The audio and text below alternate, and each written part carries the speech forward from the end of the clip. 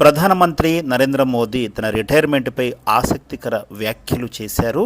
అయితే కుటుంబ పెద్ద ఎవరైనా బరువు బాధ్యతల నుంచి తప్పుకునే ముందు తను సంపాదించిన దాన్ని పిల్లలకు అప్పగించి బరువు బాధ్యతల నుంచి తప్పుకునే ఆనవాయితీ ఉంది. అయితే తన కుటుంబమే లేనప్పుడు తనకు వారసులు ఎక్కడి నుంచి వస్తారని ఆయన సూటిగా ప్రజల్ని ప్రశ్నించారు. పశ్చిమ బెంగాల్లో ఎన్నికల ప్రచారం చేస్తుండగా ప్రధానమంత్రి నరేంద్ర మోదీ భావోద్వేగానికి గురై తన రిటైర్మెంట్పై ఇలాంటి ఆసక్తికరమైన వ్యాఖ్యలు చేశారు. నిజంగా చూసినట్లయితే ప్రధానమంత్రికి తనకు కుటుంబం అనేది లేదు. దేశం కోసమే తన సన్యాస జీవితాన్ని పుచ్చుకొని ఆయన అలాగే రాజకీయాల్లో చేరి ఇంతింతై ప్రధానమంత్రి స్థాయికి ఎదిగారు.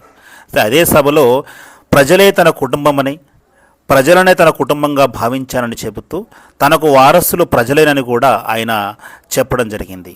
అయితే ఇందులో ఇంకో విషయాన్ని కూడా స్పష్టం చేశారు. ఏమిటంటే తన వారసులకి అంటే ప్రజలకు వికసిత్ భారత్ను ఒక బహుమానంగా ఇవ్వాలని ఆయనకు కోరికగా ఉందని కూడా తన యొక్క అభిప్రాయాన్ని వెల్లడించడం జరిగింది.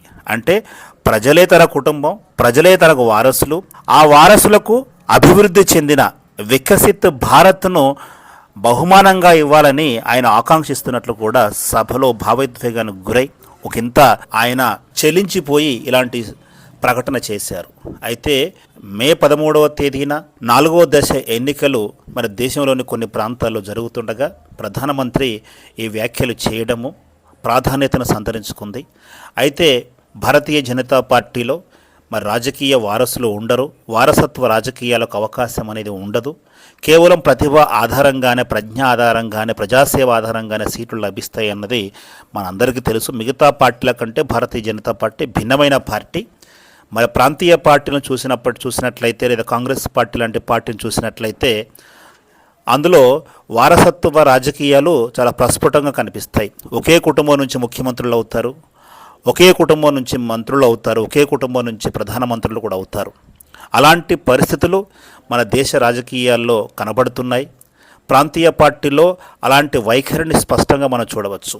కాంగ్రెస్ పార్టీలో కూడా 3-4 తరాలుగా అలాంటి వైఖరిని, అలాంటి సంప్రదాయాలను మనం గమనించవచ్చు. కానీ భారతీయ జనతా పార్టీలో కేవలము పార్టీ కోసం పనిచేసిన వాళ్ళకే ఉన్నతమైన పీఠం లభిస్తుంది. అందులో భాగంగానే నరేంద్ర మోదీకి గుజరాత్ ముఖ్యమంత్రిగా అవకాశం లభించింది. ముఖ్యమంత్రిగా చూపిన ప్రతిభ ఆధారంగానే ఆయన జాతీయ రాజకీయాల్లోకి ప్రవేశించారు. అక్కడ కూడా మరి బీజేపీని కేంద్రంలో అధికారంలో తీసుకురావడానికి ఆయన చేసిన ప్రచారం కారణంగా భావించి పార్టీ అతనికి మరి ప్రధానమంత్రి బాధ్యతలను కూడా అప్పగించింది. ఈ విధంగా గత 10 సంవత్సరాలుగా ఆయన ప్రజల కోసం సేవ చేస్తున్నారు. అయితే 2047 నాటికి అభివృద్ధి చెందిన భారత్ కావాలని తన స్వప్నంగా మరి ఎజెండాను నిర్దేశించుకున్నారు. అయితే తన రిటైర్మెంట్ కూడా ఈ సందర్భంలో ఆయన ప్రస్తావిస్తూ వికసిత్ భారత్ అంటే ఎదిగిన భారత్ను తన వారసులకు ఇవ్వాలని ఆయన సంకల్పించినట్లు మనకు తెలుస్తోంది. మరి ఆయన సంకల్పం నెరవేరాలని, ప్రజలకు అంటే తన వారసులైన ప్రజలకు వికసిత్ భారత్ను మరి వారసత్వంగా ఇవ్వాలని మనం అందరం ఆకాంక్షిద్దాం.